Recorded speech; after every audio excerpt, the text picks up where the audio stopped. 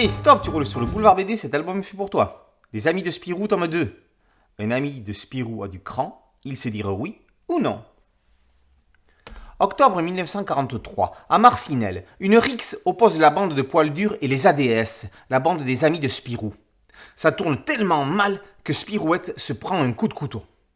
Les gendarmes arrivent et tentent de mettre de l'ordre avant que, dans une grande confusion, les ADS ne s'enfuient sans leur ami blessé, disparu. A-t-elle seulement survécu ? Poursuivis par les forces de l'ordre, les jeunes parviennent à s'en débarrasser. Ils se réfugient à la mine du bois du casier.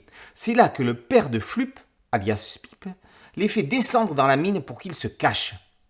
C'est qu'entre-temps, les mômes ont provoqué l'accident d'un camion nazi provenant de l'Orient en France. Les occupants sont très énervés et comptent bien mettre la main sur eux. Un ami de Spirou est franc et droit, ça on le savait déjà. Un ami de Spirou a du cran, il sait dire oui ou non, ça on va l'apprendre ici. Des galeries souterraines de la mine à la ruche qui accueille le théâtre du Farfadet, la petite bande des amis de Spirou va montrer tout son courage face à l'envahisseur. On va assister avec eux à l'organisation de la résistance. Ils vont rencontrer Jean Doisy, connu sous le surnom du Furteur, qui a rédigé la charte des ADS. Avec l'aide de Suzanne Le Petit, dit Brigitte, et son fils André Mouns, il a créé le théâtre ambulant du Farfadet, en profitant ainsi pour cacher et déplacer des enfants juifs. Doisy va même leur raconter comment a été choisi le nom de Spirou.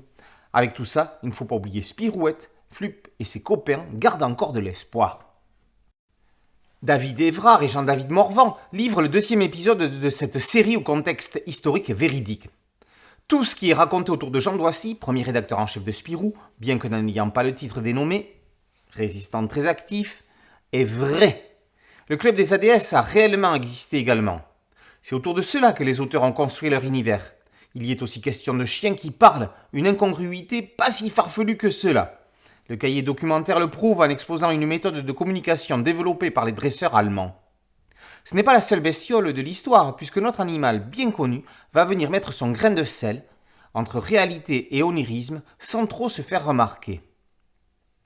Les amis de Spirou est un vibrant témoignage de l'histoire avec un grand H et de la Seconde Guerre mondiale et du journal de Spirou. Un ami de Spirou a du cran, il sait dire oui ou non.